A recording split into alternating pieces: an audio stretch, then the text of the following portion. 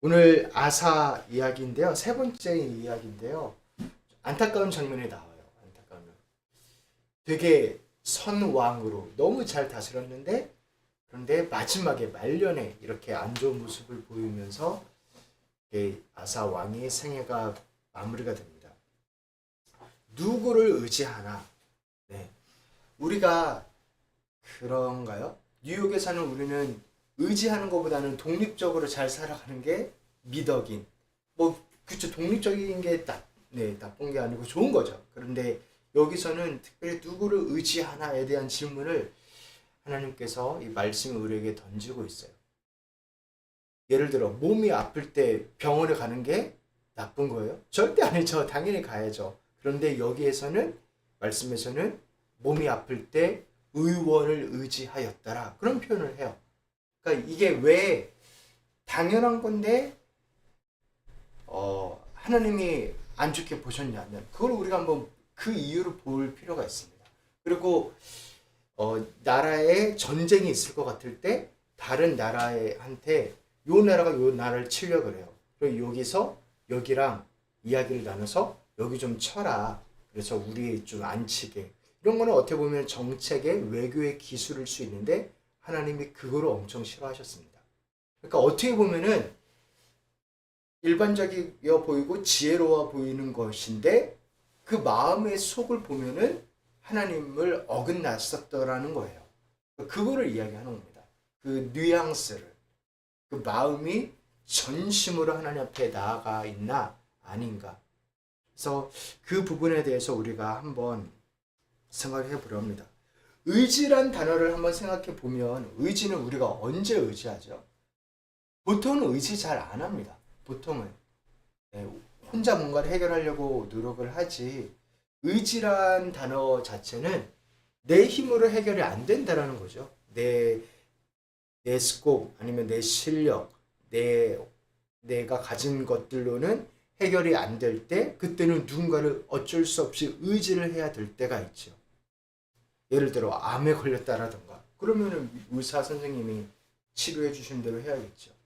그리고 아니면은 뭐 집안에 어떤 큰 일이 생겼다라던가 보통 가족을 의지하는데 집안 일이기 때문에 그 안에서 해결이 안 되고 아니면은 누군가를 나를 고소했다던가 어떤 커다란 위기에 처했을 때 너무 아파서 몸을 가누지 못한다던가 그럴 때 누군가를 의지하게 됩니다.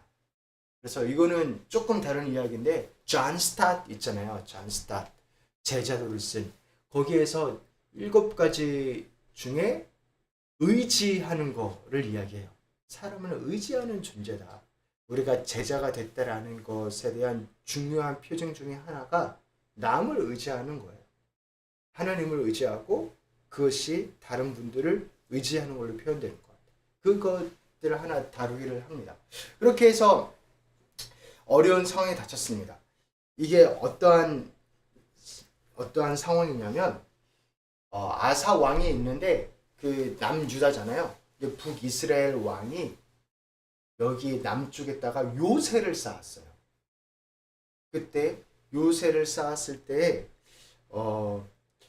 그래서 그 모습을 보고 어떤 결정을 합니다. 이 일의 시작은 이겁니다. 타락의 시작은 교만인데요. 아사 왕은 하나님 앞에서 올바로 살고자 종교 개혁을 단행을 했죠. 엄청 열심히 했어요. 그래서 그 나라 땅에 35년이나 평화가 있었습니다. 35년의 평화는 정말 드문 케이스입니다. 그 역사를 이렇게 보면 너무나 하나님의 은혜를 받아서 자기 어머니를 폐위시킬 정도로 단호하게 이렇게 했는데요. 그렇게 평강 가운데 있고 20년 동안 전쟁이 없었죠. 그래서 전쟁 가운데 크게 이겼었던 하나님을 의지해서 하나님 앞에 하나님 사람이 하나님을 이기지 못하게 해주세요. 그 기도를 하면서 이겼던 그 전쟁이 있은 지 20년이 지났어요. 그렇게 35년 재위하는 시간 동안 너무나 평강 가운데 하나님께서 인도를 하셨는데 이렇게 편해지니까 게을러졌나 봐요. 편해지면 게을러지는 게 이해는 되죠. 그죠? 그런데 게을러졌고 마음을 놓았고 이제는 하나님을 찾지 않았던 것 같습니다.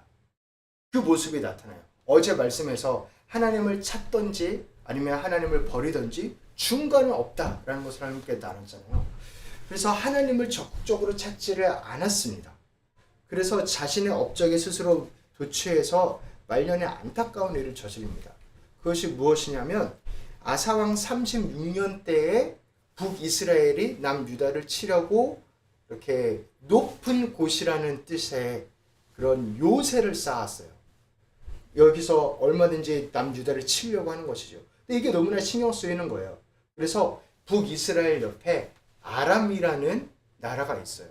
그러니까 여기랑 이야기를 한 거예요. 원래 북이스라엘은 아람하고 같이 동맹을 맺었어요.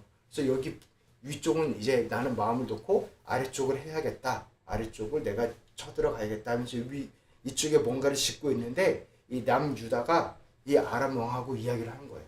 그래서 너네 여기 배신해라. 그리고 내 형제인 이 이스라엘을 쳐라. 전쟁을 해라. 그런 거예요. 그러니까 사실은 집안 싸움인데 다른 사람한테 얼마든지 돈, 금, 은을 갖다 줘가면서 배신하게 한 거예요. 이것을 하나님이 노하신 겁니다. 이렇게 집안 싸움을 바깥으로 나아가게 한 것도 노하시는 것이기도 하고 그 집안에 싸움이 있다는 것 자체도 노하시는 거고 그렇잖아요. 부모가 형제끼리 형제 있는데 형제 안에서 해결을 못하고 법정에 가서 해결을 해야 된다라고 한다면 얼마나 슬퍼요. 근데 더욱더 하나님께서 안타까워하신 것은 이렇게 어려운 일이 있을 때 너는 원래 기도를 했었다라는 거예요. 하나님을 의지했었다. 아람 왕이 아니라. 하나님이 얼마나 못 믿어왔으면 아람 왕을 의지하냐라는 거예요. 네. 만약에 부모님께 어떠한 건강에 문제가 생겼어요. 그런데 부모님이 내 친구한테 전화해가지고 친구한테 전화해서 병원이랑 다 다니고 수속이랑 다 마쳤다고 보세요. 나는 그 사실을 일주일 뒤에 알았어요. 얼마나 자식이 못 믿었으면 그렇겠어요. 그런 심정인 거예요. 그런 심정인 거예요. 어떻게 하나님이 계신데 그리고 너가 전에는 그렇게 열심히 기도해서 어려운 군대가 왔을 때에 해결을 했는데 지금은 사람을 다른 나라 그것도 이방인을 의지하고 있냐라는 겁니다. 그래서 그 부분을 말하는 겁니다. 사실 외교 자체가 문제가 되지는 않죠. 하나님의 지혜에서 나온 외교라면 문제가 되지 않겠지만 하나님을 버리고 한 것이기 때문에 이게 문제가 되는 겁니다. 그리고 또한 하나님의 사람에 대한 마음이 굳어졌습니다. 이 아사 왕의 잘못을 선지자 하나니가 와서 지적을 합니다. 그렇게 하면 안 됐다고. 그래서 우리 하나님은 온 땅을 두루 감찰하사 전심으로 자기를 향하는 자에게 은혜를 베푸시는 분이다. 이 말 정말 유명한 말이잖아요. 이게 이 배경에서 나온 거예요. 하나님은 온 땅을 두루 감찰하사 전심으로 자기를 찾는 자들을 그들에게 은혜를 베푼다. 전심이라는 단어가 중요하죠. 그 이야기를 하면서 회개하라는 것이죠. 기회를 주는 겁니다. 사실 다윗한테는 나단 선지자가 왔을 때 자기가 기분은 나쁘겠죠. 왕인데 왕한테 선지자가 와가지고 이야기를 하는 게 기분이 나쁘겠지만 기회를 주는 겁니다. 회개의 기회, 돌이킬 기회. 그런데 우리 그 장면 한번 함께 읽어보겠습니다. 여호와의 눈은 온 땅을 두루 감찰하사 전심으로 자기를 향하는 자들을 위하여 능력을 베푸시나니 이 일은 왕이 망령되이 행하였은즉 이후부터는 왕에게 전쟁이 있으리이다 하매 이게 당신의 대가를 치를 겁니다 말하는 것이기도 하지만 기회를 주는 겁니다. 회개할 기회. 이때 이 왕이 어떻게 해요? 그 선지자를 옥에 가둬버려요. 듣기 싫다는 거죠. 듣고 싶지 않다는 거죠. 그러니까 이 위치에서 자기가 잘 다스려 왔는데 자기 방식이 있는데 왜 뭐라고 하냐는 거죠. 왜 그러냐는 겁니다. 네, 우리 같이 한번 읽어보겠습니다. 아사가 노하여 선견자를 옥에 가두었으니 이는 그의 발에 크게 노하였음이며 그때 아사가 또 백성 중에서 몇 사람을 학대하였더라. 참 상상하기 어려운 장면입니다. 상상하기 어려운 모습이에요. 아사한테는 사람을 학대했다라고까지 하는 거는 성품이 그 정도로 바뀌었다라는 것이거든요. 그래서 하나님의 사람에 대해서 그렇게 행동하는 것도 참 아사답지 않고요. 그리고 그렇게 아사가 바뀌었다는 것을 보여주기 위해서 몇 사람을 학대까지 하였다. 여기까지 이야기를 합니다. 그렇게 사람이 바뀔 수가 있습니다. 그래서 무서운 일이고, 네, 조심해야 되는 일이죠. 저도 그렇고, 모두가 우리가 다 조심해야 되는 부분입니다. 사람이 이렇게까지 바뀔 수 있다는 것이죠. 그리고 여기에서 전쟁이 일어났어요. 그래서 전쟁 때문에 어려움을 당하게 되고 또 몸이 아프게 됩니다. 그러니까 이거는 하나님께서 치신 거라는 강력한 증거예요. 이거는 하나님과의 관계 때문에 일어나는 일이지, 그것을 고치라고 일어나는 일이지, 몸이 아프거나 전쟁이 있는 것은 그것을 분명히 아는데 아사는 어떻게 했냐면 회개의 기회를 걷어찹니다. 몸이 아플 때 하나님 앞에 엎드렸었어야 되는데, 그 다음에 의사를 찾고 했었어야 되는데, 바로 의사를 찾았어요. 그리고 그것을 하나님 여기 말씀에서 콕 집어서 이야기를 합니다. 콕 집어서 이야기를 합니다. 그래서 하나님을 찾지 않고 의원을 찾았더라. 그런 표현을 해요. 그러한 마음들, 순서들, 일부러 내가 해결할 수 있어. 나는 왕이야. 우리 나라에는 좋은 의사들 많아. 그렇게 해결하려고 하다가 2년 만에 죽습니다. 갑자기. 그러니까 갑자기 망해요. 그때가 50대 초반, 중반 그 정도로 학자는 이야기해요. 10대 때 이 왕이 됐거든요. 그러니까 어떻게 보면 한창 할 수 있는 나이기도 한데 조금 일찍 돌아가신 케이스가 됐죠. 사랑하는 성도요, 이게 하나님을 향한 거거든요. 사실 우리 마음이 하나님을 향한 건가. 그런 교만은, 우리 성경 공부하다가 진짜 좋은 말 들었어요. 교만은 불평을 낳고 감사의 반대가 교만이라고. 그죠? 그게 정말 맞아요. 그 말이 맞아요. 감사하지 않는다고 한다면 이제 감사는 또 불평과 불만으로 이어지겠죠? 그러면 사실 내가 교만하지는 않는가, 그렇게 나를 살펴볼 필요가 있습니다. 그래서 교만은 패망의 선봉입니다. 아사왕 같은 경우는 정말 잘했어요. 어떻게 보면 교만할 만한 이유가 있었어요. 그러니까 그 정도로 하나님 앞에서 열심히 잘 살았습니다. 그런데 게을러졌고 하나님을 적극적으로 찾지 않다 보니까 하나님을 버리는 꼴이 되었고 자신도 모르게 그런 자리에 서 있었습니다. 마지막에 행동이 정말 충격적인 행동들을 하죠. 그렇게 하나님 앞에서 교만합니다. 선지자가 왔는데 그 선지자를 말을 듣는 게 아니고 그를 옥에 가둬버립니다. 그런 모습들을 봅니다. 그러니까 내가 아무것도 아니다 라는 고백이 있어야 의지를 할 텐데 별로 의지하고 싶지를 않은 거예요. 왕과 자기의 말대로 다 되다 보면 그런 마음이 들 수 있겠죠. 그런데 그 착각입니다. 우리는 여전히 죄인이고 우리는 여전히 구원자가 필요한 자이고 나는 누군가를 의존해야 되는 존재라는 것. 그리고 그분이 하나님이고 그분이 예수님이고 항상 그분을 의지해야 하면서 나아가야 되는 존재라는 것.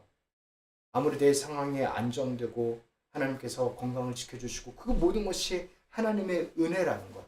그래서 은혜임을, 내가 은혜 받기에 합당하지 않은 자인데 은혜를 받았다는 것을 계속해서 내가 리마인드를 하면 의지를 하게 되겠죠.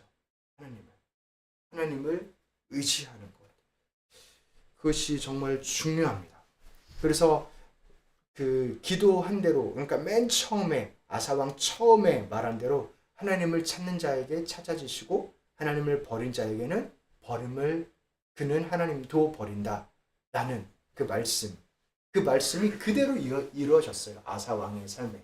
하나님을 열심히 찾을 때는 하나님이 놀랍게 은혜를 베푸시고 아사왕이 하나님을 버리니까 직접 하나님이 버리는 모습을 보여주십니다. 사랑하는 성도 여러분, 이거는 협박이 아니라 지혜예요.